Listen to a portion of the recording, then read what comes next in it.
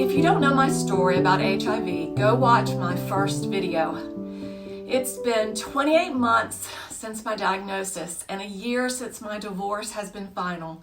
During that time, I haven't dated or even thought about it. After 2 years of processing privately and leaning on family and friends for support, I went public in June with the fact that I have HIV and AIDS, and this is the reason for the divorce.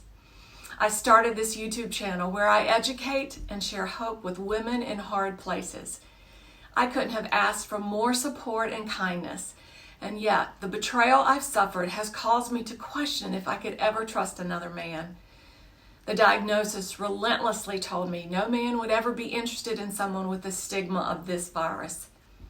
Yet, last week I did a thing I always said I wouldn't. I joined an online dating site. It took as much courage to put myself out there as a 61-year-old as it did to go public with a diagnosis. I didn't know what to expect, and it's taken a few days to figure out all the ins and outs, but it's given me hope that God isn't done with me, and maybe there is a man who can look past this complication and see the real me. I'm having fun chatting as I proceed with caution and hope. I don't know God's plans for my life. I believe whatever they are good.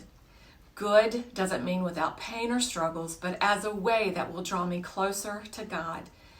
I thought I'd share just a few quick tips and thoughts if you're entering the dating world, regardless of age. I can only speak to a week's worth of personal experience, so keep that in mind. Number 1, get someone to take your picture. Your profile pic is the first thing people see and most likely how they will judge whether they want to reach out or not. No bad selfies or stalker-like photos, please. Be yourself, but also be the best version of you so others can see who you are. Use pictures from different environments that show you your personality, hobbies, or job. Words count. If you're not a good writer, have a friend or someone who knows you well write out your bio and answer questions. Take the time to think about what you want to say and how to present yourself. Be completely honest. I'm an introvert at heart, but I can write up a storm. Even with the difficulties of my story, I disclosed the fact on my profile that I was HIV positive. I wanted each potential match to know this big piece of my story. Don't make up stuff because there are sincere men and women who do want to find new love and not be fooled or hurt. How and when you share more intimate details is completely up to you. Make the best choice for the specific dating service you choose. I chose eHarmony and not a Christian dating site because I'm aware there are narcissists and not nice people that troll the Christian sites.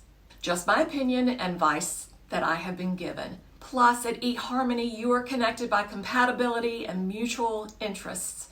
That was appealing to me. Things such as non-smoker, location, job, education, faith, drinking habits, and more are questions that help the algorithm connect you. Be smart and be safe.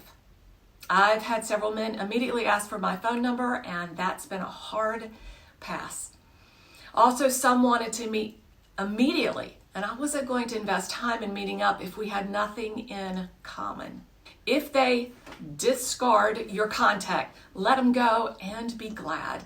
Also, make sure that first meetup is in a safe place and don't get in a car alone with him.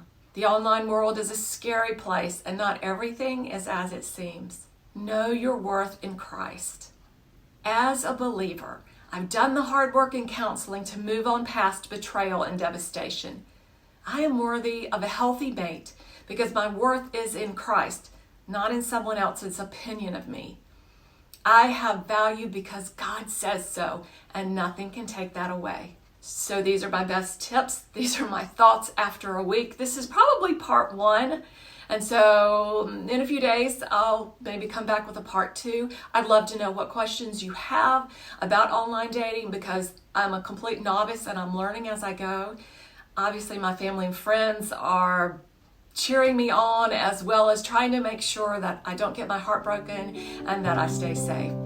So as always, my friends, I'm sending hope and much love to